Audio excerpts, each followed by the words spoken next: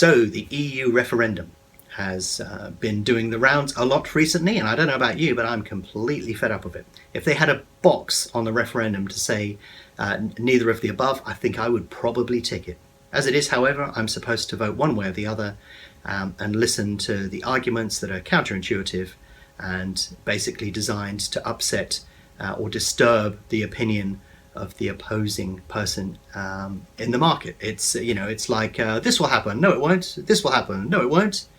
Fed up of it. It's I think it's brought the worst out of everybody, politicians, Facebook friends, and the like. But one upside of the market of the referendum is that it's produced a great trading market. As I speak, it's turned over about 45 million. And the interesting thing about this market is it's a unique market in that there's no underlying structure to it. So, for example, yes, we have polls, but as we know already, and as I will suggest to you strongly, you advocate, polls are useless. Because when you ask an opinion of somebody, people will tell you what you think they should be telling you. They don't actually tell you what they think. They just, you say, what's your opinion on this? And you sort of think, well, I'll give you that opinion. And they have online polls, phone polls, internet polls, and they're all different. And you can actually see that in the stats. You can see that the way that people poll is different depending upon the method of how they're polled. And I think the polls have been useless, basically.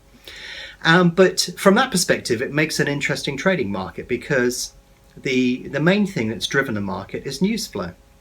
So if you look at the way the market has traded, the Remain camp were very strong to start with, and they were wheeling out all sorts of arguments and information that would allow people to form their opinion based upon all of the things that could go wrong. So the market came back in. But then the Leave campaign came storming back, and the market flung off in the other direction. But the interesting thing was it flung off in the other direction significantly too far. So there was a huge opportunity at the top end of the market.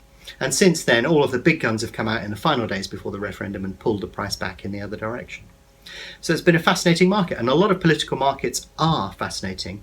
And the most fascinating thing about these markets is there is no underlying value. There's no point of measure that you can go against. And that actually makes it quite a nice trading market. But typically what you're trading on is news flow. As news appears and influences activity in the market and opinion, then that tends to drive the price. And there are lots of markets that are based around news flow.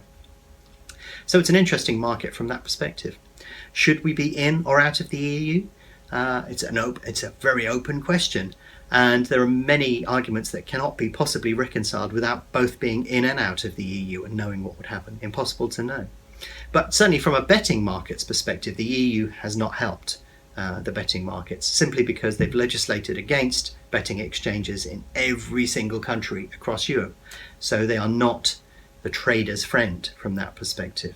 Should people have the right to live and work wherever they wish? I believe that they should do. So I'm not going to attempt to influence how you vote. But I will be trading the market. If you're interested in learning more about BetAngel, why not visit betangel.com today and download a free trial.